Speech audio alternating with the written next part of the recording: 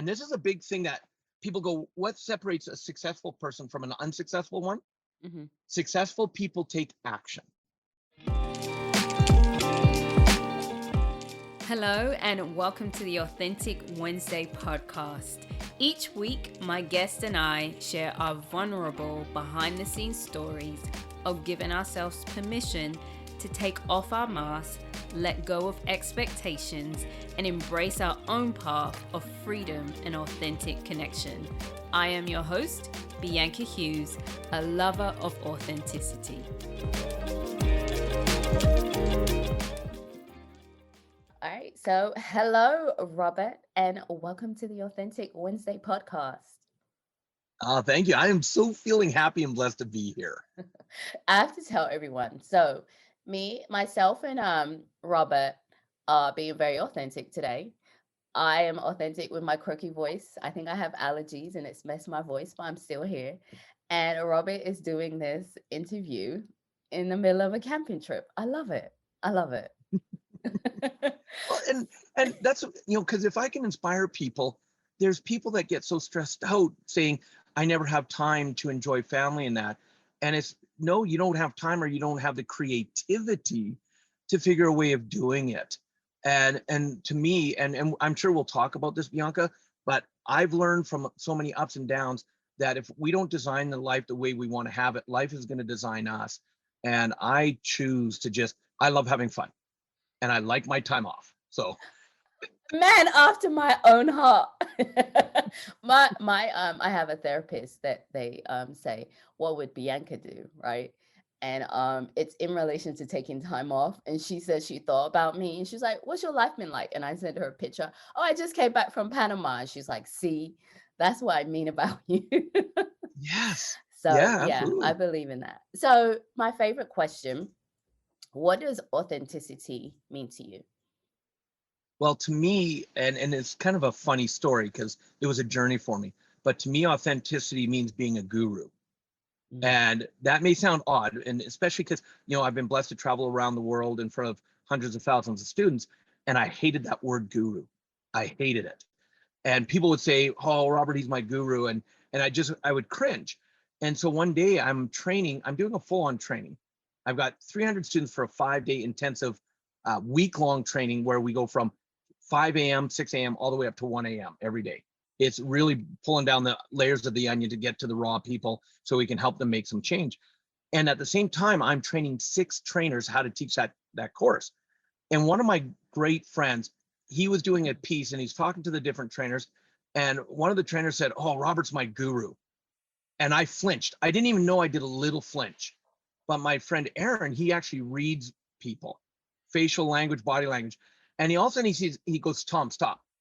And he had seen me out of the corner of the eye. He goes, Robert, what just happened? I'm like, nothing, Aaron. Just keep going. No. He said, you reacted for some reason. Just tell us what happened. And I'm like, Aaron, it's about them. He goes, well, we're not going on any further until you actually come clean. Why did you react that way when Tom called you his guru? And I knew he wasn't going to let it go. So I'm like, fine. I said, I hate that word. And he goes, why? I said, because that word to me, I'm no better than anybody else. I'm just me. I'm no greater. I'm no worse. I'm just me. And I don't like that word. And he put it in a whole new context for me, Bianca, that gave me a paradigm shift. So he stopped and turned to me fully and he said, Robert, do me a favor. And Bianca, I'm going to ask you to do this. He said, spell the word guru. Is it Guru? Yeah. So that's what I said. And he goes, gee, you are you. Oh, I love that. And instant paradigm shift. Because I Mm. believe that the greatest gift anybody can give this world is to be themselves, whatever that looks like. Because either people are going to like you or they're not. And if they like you, that's awesome. If they don't like you for who you are, that's awesome. Because how long and much energy do we spend trying to please people and be something else? And so all of a sudden, in that moment, in that nanosecond, that whole word went from something I hated to becoming probably the greatest compliment anybody could ever give me, because it means I'm just being me. I'm not trying to be anybody else. So I I love don't know if that answers your question, but it does. I always say I never get tired of asking that question because someone always gives me something new. Gee, you are you. Like, yes.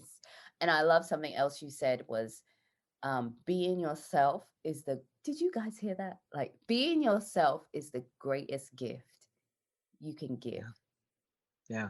I never considered being myself as a gift.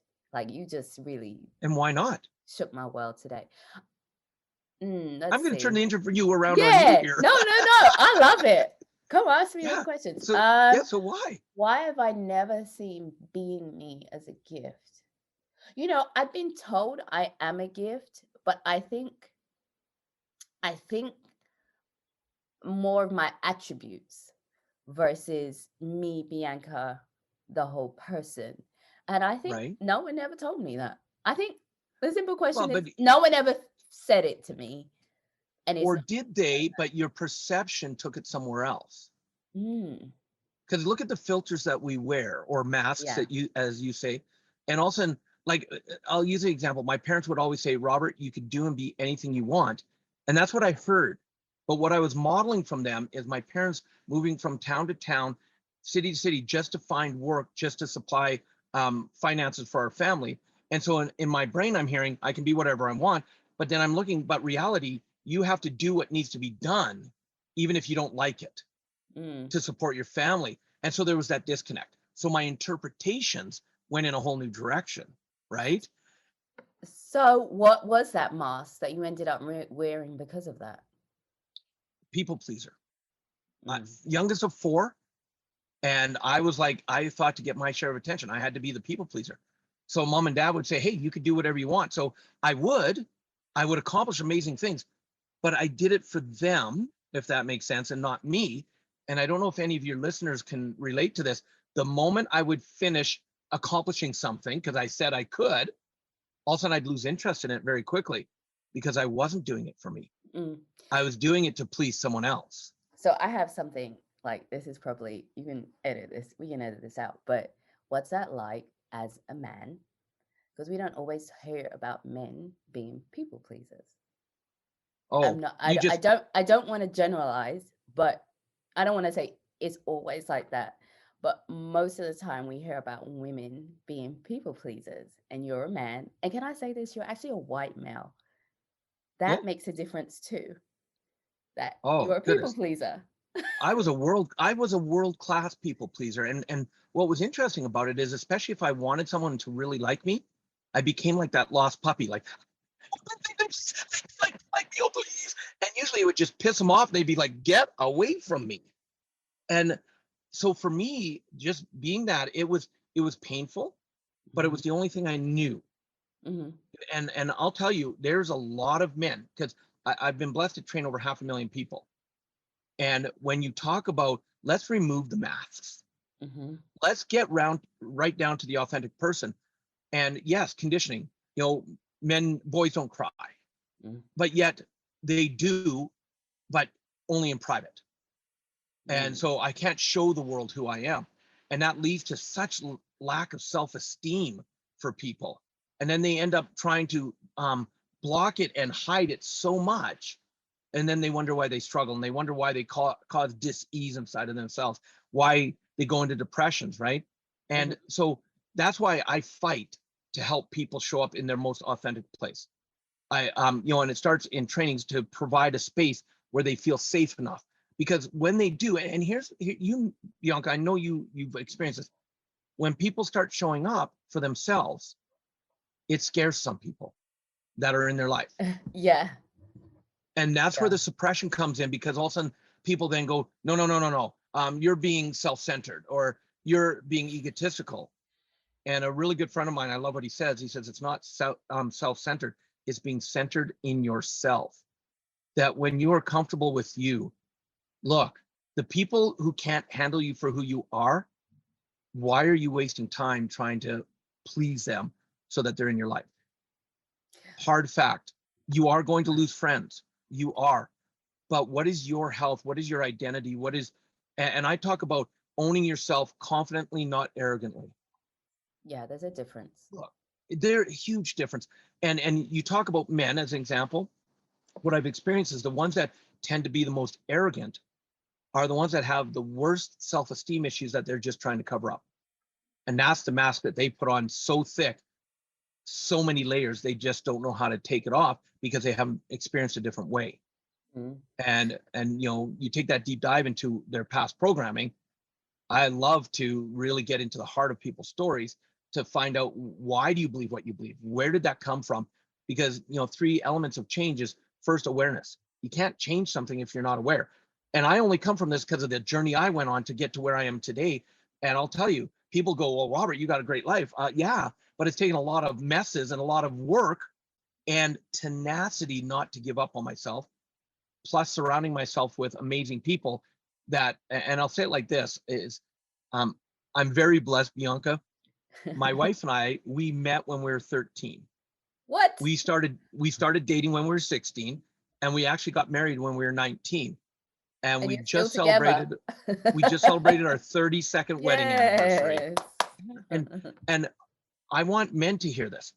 I would not be where I am today if it wasn't for my amazing wife. Not because she's just amazing, but she's not willing to let me play smaller than I am. My conditioning, my programming as a kid was, here's the box. You stay in that box. This is the way you do it. You don't question. You do what needs to be done to support your family, whether you hate it or not. And she came along and said, why are you doing that? You don't enjoy the job. Well, that's what you do. Well, why? Because this is what I do. And she's not willing to just think inside the box. And sometimes it means she has to kick me in the ass to get me to step up. Because if it was left to me, I'd be comfortably miserable in a job. So tell me, what made you listen to her? Because the reason I asked that question is because um, I'm definitely that person. I'm your wife. I'm gonna push you. Like, you can ask like my business partner Justin. He'd be like, we share an office space, and he'd be like, you cannot not be great being around Bianca. Like, you cannot Right. not be. So what made you listen to her? Because some people actually run, because I've experienced people that run for me. Like, I still Mhm. tell them, and then they do what they want with the information. Yes. But what made you stay? Because you can always be like, no, you don't know what you're talking about, or that's too hard, or I'm too scared. So what made you say, okay, I'm gonna listen to you?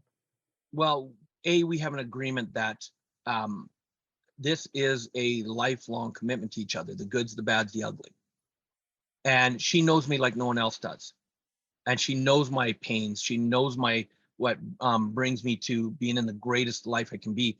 And she knows I love to help people grow into their authentic selves. And so she knows that she can push me like no one else can. And I can resist. You better believe I can resist. But she's not willing to give up on me, even when I've given up on myself. Isn't that always helpful to have someone like that in your corner? It is. And this is a kind of another recommendation to your audiences is, well, let me ask it like this. Have you ever heard the statement, and tell me if you heard it and if you believe it? Surround yourself with like-minded people if you want to be successful. Yes, but I actually have a different version of that. But yes. Okay. And look, I used to, that was, I'd say from stage, I'd have 1,000 or more people on stage and in the audience. I go, how many of you feel blessed that you're surrounded with a room of like-minded people? And they're all like, yeah. And I'm like, exactly. But then last year, one of my mentors gave me another paradigm shift. Mm-hmm. And it's Sounds like probably gonna what be I close. think. Yeah. Yeah. He says, Bianca, you and I could be wanting to go to the mall. And we go down to the bus stop and there's 3 other people waiting for the bus.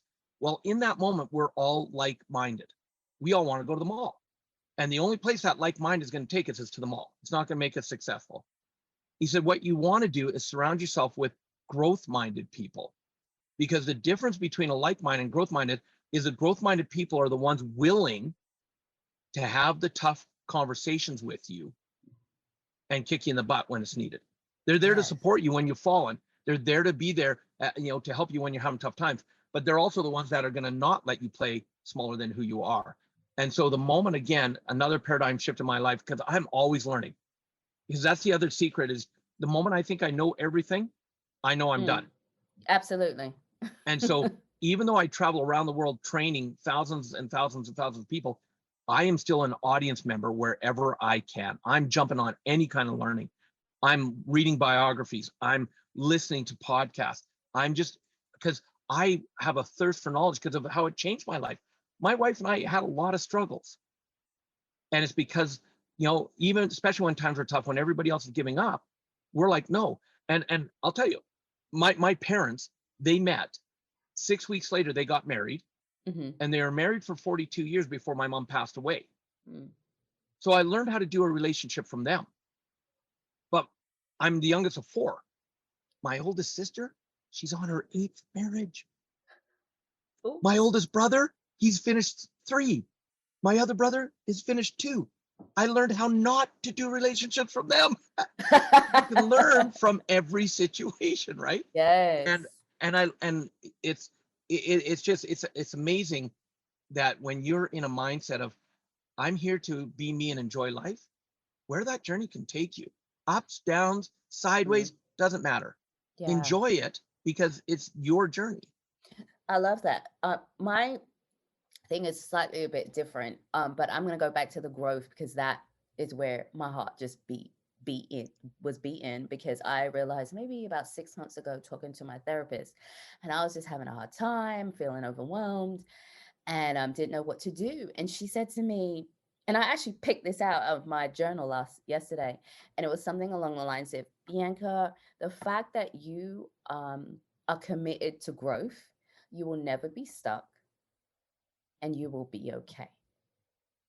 Absolutely. So, we can have a thirst for growth and still be overwhelmed and be stuck. Yes. It doesn't mean that we're always doing and things like that. It just means it's our core value. And it's funny because I get irritated when I'm like, you just want to stay here? Like, what are you doing? Like, I can admit when my clients, sometimes it's hard for me if I feel like they're really stuck, which is part of the process, but I have to like breathe and be like, okay, Bianca, give them a chance. They get in there, they come into the session. Well, So that's still growth. So it looks and everybody's different. journey is their own. Yes. Everybody's journey is their own. And you've talked about overwhelm, and I get that question a lot. Of people go, well, why do people get overwhelmed, and what can they do?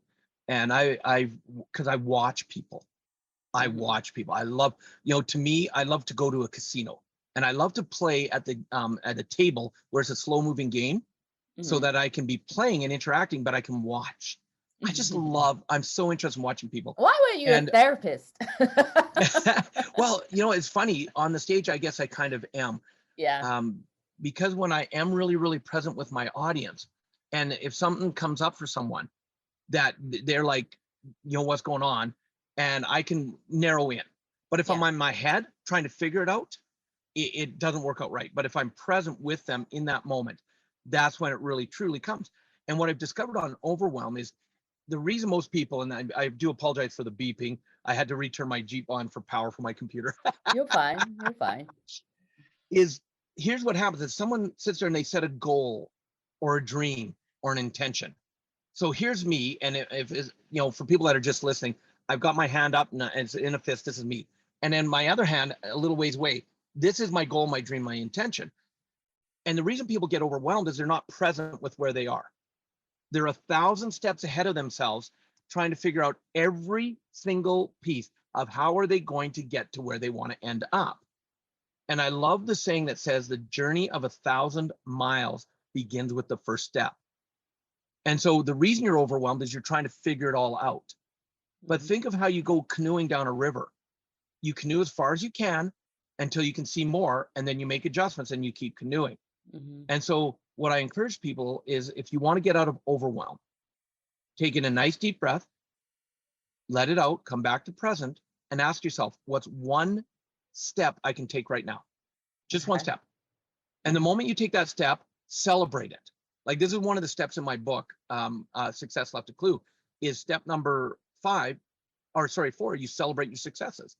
So, well, Robert, that was a small success. That wasn't anything. No, in your mind, a success is a success. It's only our mind that makes it small, medium, or large. And actually, if your audience wants to know how to mess with their mind in a good way, are you up for this? I'm ready. We're ready. Okay. See, your mind has one job. It doesn't want you to change. It wants to keep you right where you are in your comfort zone. So the more it thinks you're about to change, the more it's going to try and stop you. And some of the ways it finds, because your mind, it knows you better than you know yourself. And so one of the ways it might try to stop you is say something like, oh, that was no big deal. Or that's just a small success. So anytime I sense my mind trying to make a success too small to celebrate, I go, aha, gotcha. You're trying to stop me. You're afraid I'm about to change. And I will celebrate that success to a whole new level. I will get out the cake. I will get out the ice cream. I'll turn on some music. I'll dance, because now I know if my mind's trying to make it small, there's about to be a radical change in my life. Yeah. And if Yeah. it stops me, it won. Yeah. So by celebrating it, and then what you do is once you've checked in with yourself after taking one step, how am I doing? I'm doing okay. And then take one more step. Just take one more step. Because So here's the reality. Oh, go ahead. look, no. So you weren't always like this though. No. Oh my goodness. I was one of the most closed-minded. Oh yeah. No. What were you like? You were close-minded. Yeah. And a lot, very fear-based. Mm. So, I was taught work hard, stay loyal, whether you like the job or not. By the time I'm 21, I'm now laid off from 3 different companies. And I'm working hard, I'm staying loyal. What's going on? Mm. And where I live in Alberta, we have oil. And if oil prices are doing well, our economy booms, lots of work. If our oil prices are low, no work. The economy is in the tanks. And so in 1989, I'm laid off from this 3rd job, and there's no real work. For 3 months, I'm looking for a real job. Mm. And because I'm, In newly married. quotation marks, he puts real Yeah. Yeah. Well, because the funny thing is I want to support my family. I'm newly married. So I decided to do something until I find a real job. And I started delivering pizzas for Domino's Pizza. And as I'm doing that, very quickly, I'm actually making more money getting paid to drive around with my window down, listening to music, meeting people. But my mind didn't think it was a real job, right? And Yeah. all of a sudden I'm making more money. Well, all of a sudden fear comes back in, because I'm doing that for a few months when my franchisee announces he's selling the store because he bought 2 stores in a city an hour and a half away. And my mind automatically goes to, here we go again. I'm about to lose another job. Whether it was going to be reality or not, that's where my mind went. So out of necessity and fear, I went to him because I used to live my life so based in fear. What was the fear? So, What was some of the fears? well, I'm going to lose my job again. I'm not going to have any money. I'm going to have to find another job. I'm going to have to start over. And so I was freaking out. Mm. So I went to the franchisee and I said to him, I said, look, you have 2 stores now. I want something more permanent. Do you need a manager? Now, I want to be clear with your audience. The reason after a conversation he said yes is because something else my mom taught me that I always live. No matter what your day is going like, the moment you walk through the door to work, you leave your problems at the door and you be there 100%. So anything I do, I give 100% to. Whether, and you talk about putting a mask on, even if I'm having the crappiest day, I go in with a smile. Because one negative person can impact a whole business. Mm-hmm. So I got known as Mr. Happy. And a lot of times I was faking it because no matter what was going on behind the scenes, I put on a smile, right? And so he hired me as a manager because he saw I had great work ethic. And 2 weeks later, I moved to become a manager. My wife becomes my assistant manager. We start doing our conditioning. We start working hard, open to close 7 days a week. And a year and a half in, yeah, because we knew we were enjoying it. We're working together. We love that. So it wasn't hard because we're working together. We're working together. Mm-hmm. Yeah, a year and a half in, the fear comes back in because my franchisee now announces he made a mistake buying 2 stores, have double overhead. He's now wants out of Domino's Pizza, so he's selling the stores. Now this fear is more real because we know the managers are always fired right away because the new owners want to bring in their own management team. And so here's my mindset, Bianca. We better start talking to the other franchisees and see who needs a manager. Because that's all I'm qualified to be a franchisee, but we don't have any money to even think of buying a store. And my wife looks at me and she goes, why would we do that? I'm like, well, because we're about to get laid off. She goes, so let's buy the store. And I'm like looking at her because we don't have any money. Hello, that's why we're not buying the store. And she goes, well, let's figure out how we do it. And one of the things we do have is we have passion. When we set our mind to something, we started learning, how do you buy a store with no money? And I wanted to quit because we would run into people who promised financing. We'd pay them their fee. Financing would not be found. And we made a lot of mistakes. We made a lot of stumbles. But every time we learned something new. How do you talk to the next person to, find out if they're real or if they're just full of crap? How do you talk to the next banker? If they gave us no, what did we learn? And it took us about 4 months, and all of a sudden we had confidence enough to go to our own bank. And we ended up not buying the store we were working in. We actually bought both the stores he had for sale, and we ended up getting 100% financing for it. Wow. And so we're now like, we're Domino's Pizza franchisees. Oh, we're successful. But we knew how to run a store, but we didn't know how to run a business. And understand there's two total differences there. But again, our passion carried us through. When people said we should have failed, we were too tenacious and we didn't know what we didn't know. Here was our idea of success and why we were doing well. If there was still money in the bank, we must be doing well. Meanwhile, when people looked at our finances after the first 2 years, they were like, how did you not go bankrupt these 2 years? How did you not fail? How did you not close down? And we're like, we were too dumb to think we had to. We just said, we're going to keep working hard, right? And we started doing better. And we actually started making some pretty good money. We were franchisees for 9 years. And so we started doing okay. But our spending habits, our inner programming, we started spending more money than we were earning. And by the time we were... Is that the inner programming? But yeah, absolutely.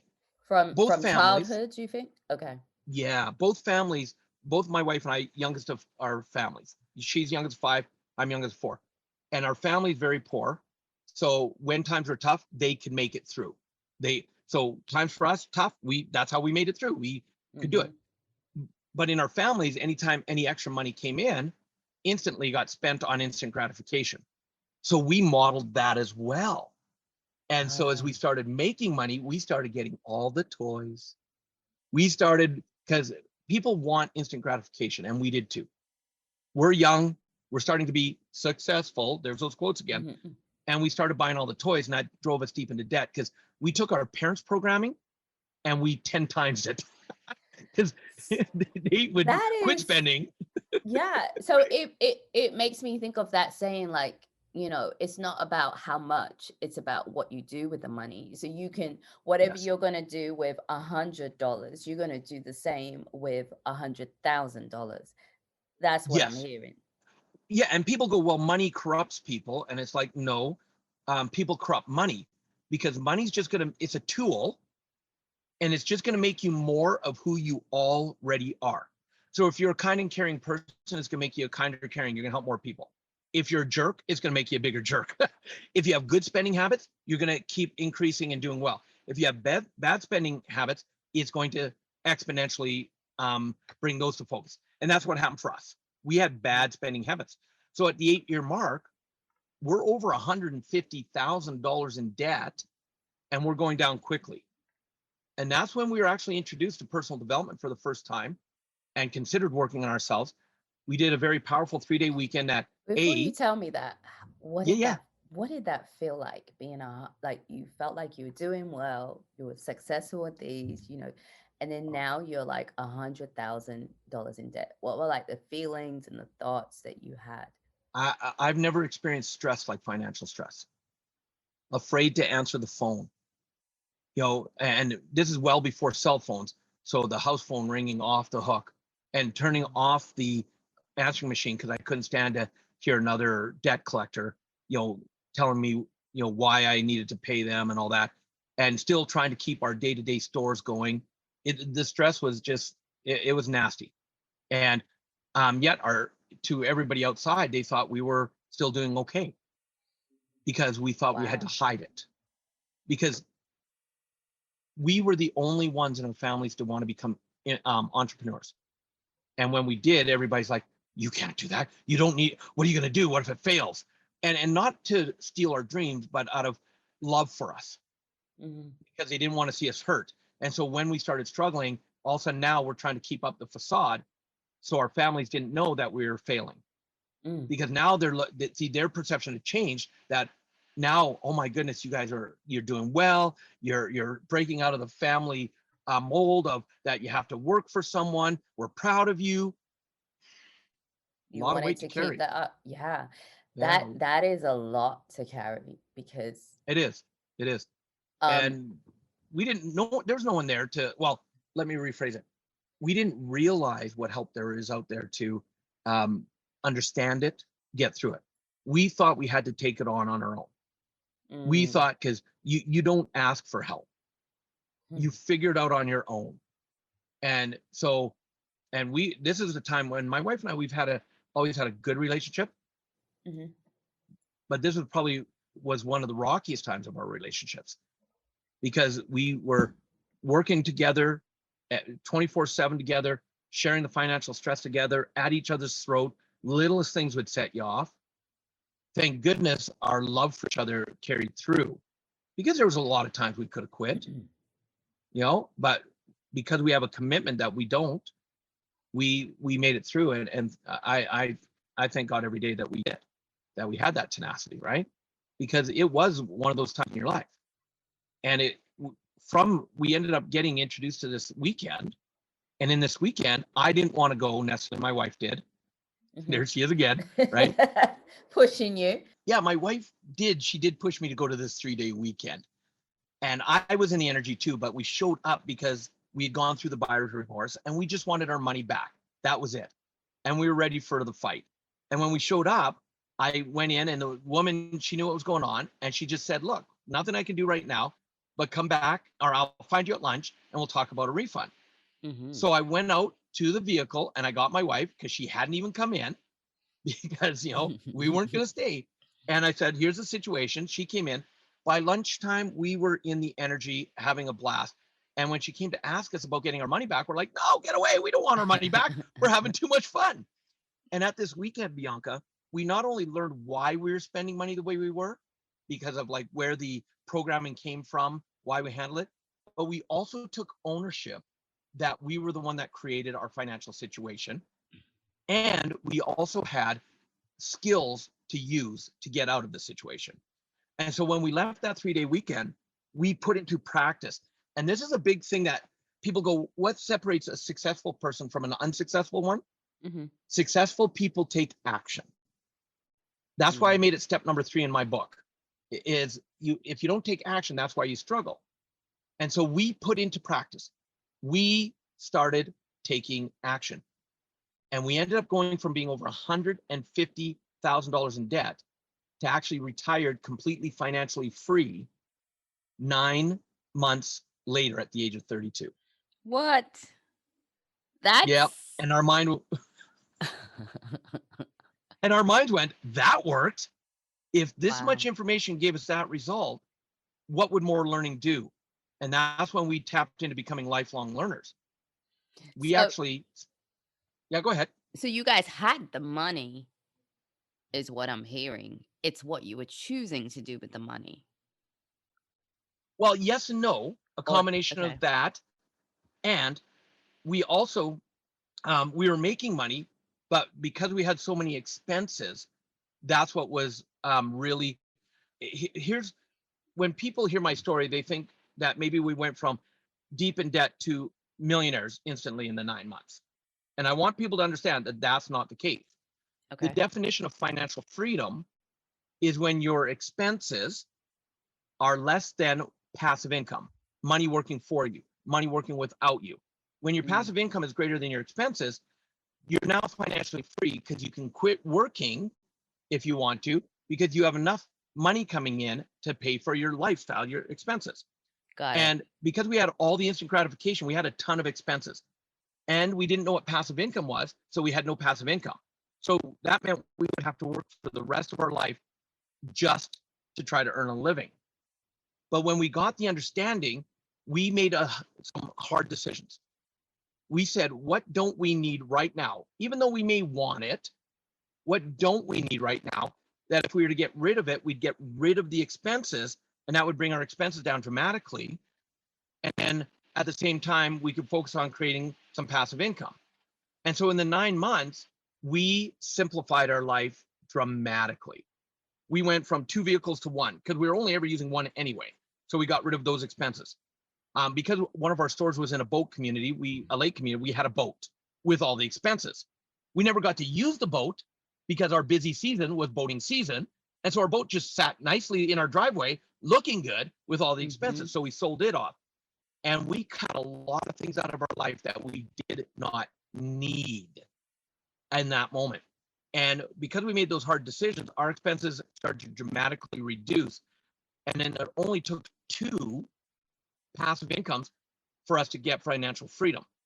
So, meaning in 9 months, we weren't wealthy, but we were financially free. And now we actually had time. We went from having to spend 40, 50, 60 or more hours a week in the stores. We were able to focus on taking some of that time because all that time was freed up.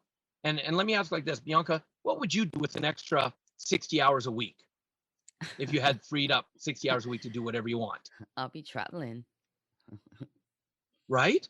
I'll be We traveling. committed to Yeah. taking, we committed to taking 10 hours of that time and focus on creating wealth. I'm a big believer in universal principles. One says, what you focus on expands. And so because we focused on creating wealth for 10 hours a week, all of a sudden creating wealth became very simple. And so what I want your listeners to understand is, especially if they're in financial stress, don't try to get wealthy right away. Get financially free first, then create the wealth. Because once you're financially free, creating wealth becomes much more easy, if that makes sense. I can see that because definitely as I've created more income and been able to pay for people to do stuff, it does free up my time to create content and come up with ideas to do other stuff. So yes, that makes a lot of sense to me. Yeah. All right. Yeah. Financial freedom first and then the wealth. Yeah. And during that time, when we became financially free, we started learning from everybody we could. And that's when I found my passion was to become a trainer, because I realized if I could even help one person do what my wife and I have been able to accomplish, go from financial stress to financial freedom, it would make it all worthwhile. And through my passion and my wife's support, I started training. And as of today, I've now personally trained over 500,000 people around the world. And I get to live my passion every single day. I love it. I love it. I love it. I love that you've been able to discover that and, kind of set yourself free, right? And as you said, be a gift to the Yes. world. Like, be your gift to the world in everything that you've gone through. And I think that's so important for the listeners to learn because, I always talk about authenticity is a journey. And so Yes. it's not a destination. It's not that we have arrived. And it's truly a way of living and living in your passion, living in your truth and sharing that as well. There's no way that you can be authentic and learn all these things and not want to share it. I feel like once you experience authenticity, I feel like you're compelled to share it. It's Yes. like, Yes. how can I not share this? And everybody in this planet has a gift to share with the world, a gift to give. That's why you're here. And the way you know you still have a gift to give is if you're still breathing, you still have a gift. And the more people you can help, and look, for some people, that gift may be to help one person. And guess what? That's okay. And that gift may be to help themselves get through a tough time. And that's okay. Because what you don't realize is while you're living your authentic life, your energy is automatically impacting the people around you, whether you know it or not. Yeah. And you're giving them permission to step into their greatness, even if it's at a little, just a small way. And so when you live your authentic life, you never know. And the beautiful part is you don't have to know how you're impacting lives. But all of a sudden, if someone's in your energy that you don't even know, and they see you just enjoying life, having a smile on your face, or maybe in the moment you're authentically saying, I'm not happy right now, it may give them the courage to go, wow, I don't have to hide it. And when they take that weight off their own shoulders, Yes. the how do you explain it, right? Yeah. That's all what this podcast is about. So people can take that weight off and Yeah. realize they're not alone. So, I think we can talk forever because we have so many things in common, but our values, it's our values. I always talk about this on this podcast that it's not necessarily your activities, it's the values. When you find people's Yes. values aligned, it's very life-giving. So, one thing, I do have one quick question. How do you define success? Mm. You Success is not just wealth. Hmm. You have to mentally, emotionally, spiritually, physically, and financially cover all those areas. Because if you don't, the area or areas you don't cover will be the ones that take you out and sabotage your success in the other areas. And Mm. so, to me, a successful person is a person that has that, and I'll use the word balance, even though I have a different way of looking at balance, Mhm. is a person who has balance in all those 5 arenas and focuses on keeping them, the ones that are out of whack, they make adjustments to bring them back in. Because I've gone on all sides of the spectrum, Bianca. I've Mm. tried to just go for money, and other health especially paid for me. Then I tried to just have relationships, and all of a sudden maybe the financial and the the emotional didn't work. It's a nasty ride. So Yeah. to me, a successful person is a person who understands that everything they've gone through is perfect. Mhm. There's a lesson in it. And if they work on really taking a look at their whole life, mental, emotional, spiritual, and physical, and financial, and Mhm. they're working day to day on balancing through all of them, that to me is a successful person. Got it.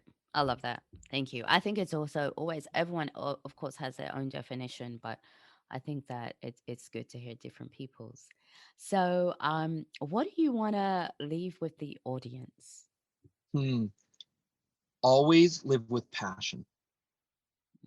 And, that's how I sign every autograph. That's how I sign every email.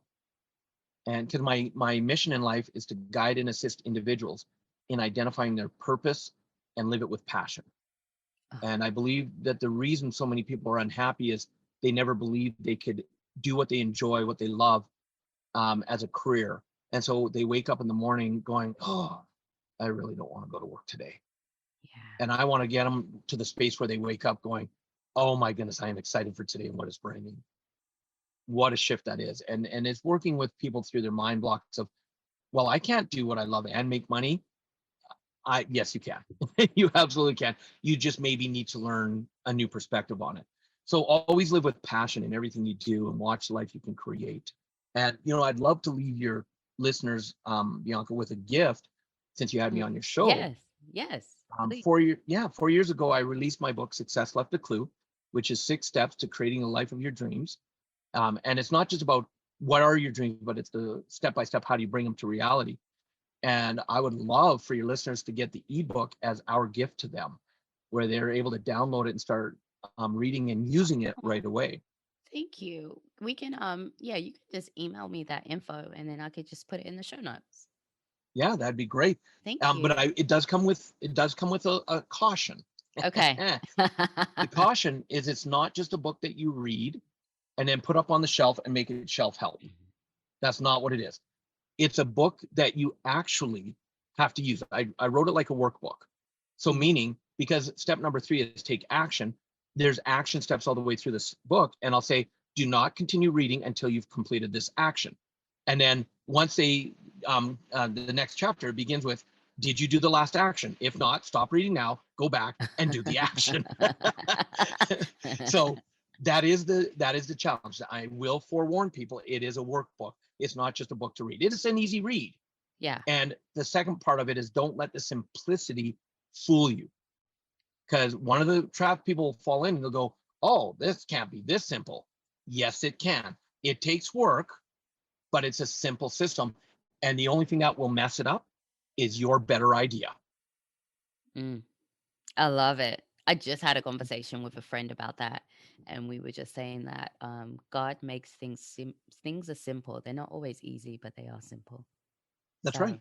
I love that. Totally agree. Totally So agree. you were going to put that. We also want to put in the show notes. Where can people in the show notes? Where can people shower you with love? How can they connect with you? Facebook is probably the easiest way. I have my fan page. I can't accept any more friends for some reason. Go figure. But they can like my fan page and follow me there, and or just robertriopel.com is the Okay. way to stay in touch with me. And I love connecting with people. Okay, perfect. We'll put that all in the show notes. So thank you so much. You have been an amazing guest. I loved having this conversation with you, Robert. Oh, my pleasure. I am so happy that you reached back out to me and said, yes, please, let's connect.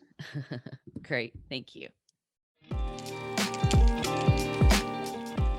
If you connected with what you just heard, please subscribe, rate, and review the podcast. You can stay connected by following the Instagram Bianca Keisha, spelled Keisha, Kesha, or visiting the website authenticwednesday.com. Remember, authenticity is a journey, not a destination.